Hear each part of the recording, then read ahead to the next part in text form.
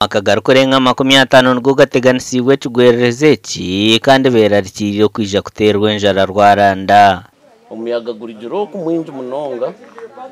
rwahendagura rutuco rwona ninjira no rureba mwona kushumukuzo rwaruhendagurira kimwe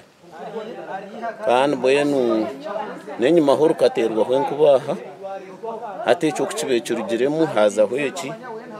bari kusande ko rwacendera hizo umuyaga gwizire n'ubuhora munonga atutwa agamajingo turebirema batugona ngiye micera twatandika kuterendu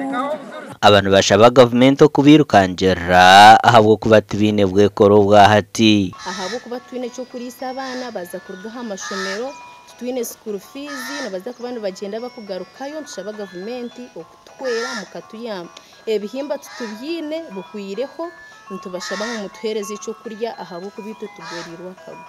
Neurdero butumba bona bweriro cyumwe buhimba bwanje bona bwo butubwa muhogo kandi obwenkaribwe nyamiswa ya government tabampa na bigana ka school fees kabana kabenka rbomu mwenti nkumanye kindu kuza kurasa hukonka ninja kurwana mashija ngo atiriste sente zebugwereze nimpamye ngumbabazi tira budget yawo mu ministry so batuyambe na nakace akakorwa ministry eyahiguru kizera na hagombora